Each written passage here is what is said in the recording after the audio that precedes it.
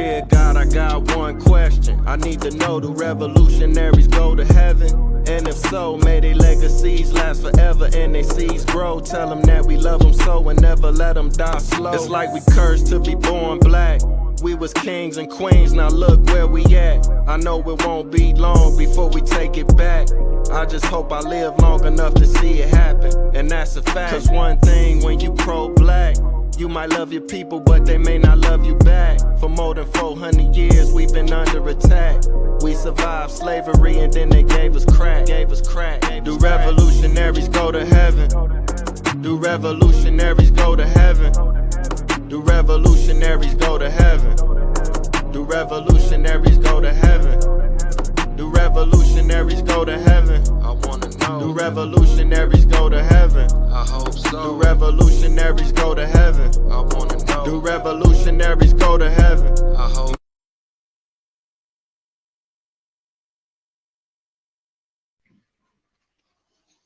Oh, okay, yeah, definitely let me know. That's what I do, man. I've been to about 15, 20 African countries. I be over here all year round. I've been over here about 3 months now. I'm gonna come back to the States for Turkey Day. Then I'm coming right back, but I'm going to Ghana. I got a group. It's gonna be like 6 of us. We're gonna be hanging out there. So Yeah, Ghana. Yeah, that's man, that's more interesting than interviewing me. You going to Africa, going to the motherland, seeing your original people and getting to know the culture and the customs and stuff, and then trying to link up maybe something where they realize that even though they feel sometimes we're not a part of them, that we really are deep down a part of them, even though they see us as being kind of multicultural over there because our look and because of what we have in us now, and because we're no longer part of that society or that culture, you know. yeah. I It kind of depends. No, go ahead. Well, I kind of think, the Japanese people, even if they're second generation, third generation living here, they still can go to their banks, the Japan Bank or, whatever the name, Sakao, whatever, and they can actually get loans and stuff. Just too bad we wouldn't have a Bank of Africa where we could actually get loans and you know what I'm saying, and have them invest in us and we invest in them. But Things the like thing that. we all have in common is our melanin, though. We have our melanin. Yeah. Melanin is in common. So it doesn't matter that my people come from, I know my people come from Mali and Senegal, and it doesn't matter. One time that all was Nigeria, one time, or that wasn't even called Nigeria then. It all was one landmass. They all were the same tribe. So they have to look at it and say, it doesn't matter that no matter, Burkina Faso, doesn't matter, Morocco, doesn't matter. You're still from the continent of Africa, and we also have melanin in our skin. So once you see a brother with melanin in their skin, then you know that the originations is from Africa for everyone. But if you know they have melanin, you should know that I am more related to you than anyone else. Like I tell brothers over here, when you see a brother, say hi or wave or bow, because that brother, like me, having origins from Mali, I mean, the kings used to live in Mali, and they were the richest kings ever.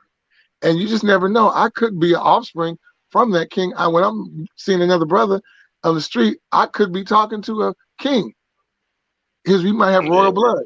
So if I'm royal and you're royal, then we need to greet each other. Brothers don't greet. And that's what the problem is. We need to teach these kids that forget all this, that we had slavery in it. We understand that's how we got here. Some the things that happen. And unfortunately, sometimes it's a good thing, sometimes it's a bad thing. But unfortunately, that's what happened to us. But we have to also realize that we come from a great culture. We come from a great society. Definitely. We come from a place where there's no other place like it on earth. And that's what we need to teach these kids over here, so they have some pride in them. Not just, he was a slave and, it's whipping you and the massa and other Africans captured you and sold you into slavery. We got to let them know that you come from kings and queens. You come from villagers, and you come from scientists, doctors, all that kind of stuff that came over here. Might have had a different language. Definitely. But we come from that, and we have to strive and let people know.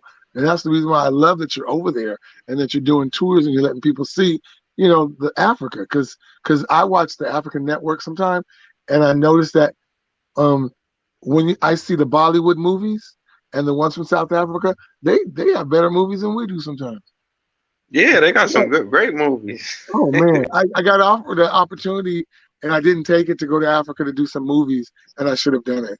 And I'm looking for the opportunity again to come over there and do some music and do some music and then do some movies over there.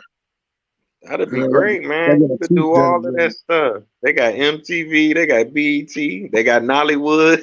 South Africa got, and they got I love the quality stuff. Yeah, I love the Nollywood now. I love that. Yeah, and I met a Yeah, they guy got named some good Doc, stuff. who owns one of the largest in Ghana. He owns one of the largest, and in Nigeria, largest um, um, studios over there that do movies. And his name was Doc. Wow. So, yeah, I met him. Well, I did a couple of African Oscars over here, performed, and that's where I got to meet a lot of Wow. people from Africa. So yeah, and then Yeah, that's I cool. come from a little town called East Palo Alto, which at one point was almost named Nairobi, because the Panthers started a school there called Nairobi College, and so it was Wow. a school where they took African Americans and Africans and brought them to America, and it was a college. The college folded because, of course, the CIA, the FBI got involved. My mother was the accountant, She was one of the main accountants for the college, and once that happened, and my mother had to leave because, how, no offense, when Caucasians see that we're developing and progressing and stuff, they always feel, oh my God, they have to undermine us because they're scared we're going to take over or do something like that. So they did that. Kwame Ture was involved. Angela Davis was involved Wow. with it. And you got to look it up. It's called Nairobi College. Came out of a town called East Palo Alto. So growing up, I grew up with Africans. I grew up, a lot of people trip when I tell them, Where you a from? lot a lot of people, Where you I grew from? up doing Kwanzaa, East Palo Alto, California, little town. Okay. Um, and I grew up doing Kwanzaa, and I always have to tell people from LA, Kwanzaa come from LA. They're ain't getting cool, and they Yeah. go, "What? No, it's from Africa." And I said, "Nah, it ain't from Africa." I said, "Africans look at you crazy when you're like, what is Kwanzaa?" And they go, "Because that's not their. I mean, it's based on principles of Africa, but it was made right here in Long Beach, California. A lot of people don't even know that. Black people, Yeah. we hear something and then we just run with it. And now they've commercialized Kwanzaa because now you go to Sears or Kmart or Macy's and buy Kwanzaa outfits, Kanaras, all that stuff. When we used to have to make them when I was a kid, or you had to go to craft fairs just to get them. But now you can go on Amazon, eBay, all that, and order a whole Kwanzaa set for the whole week. So it's become very commercialized.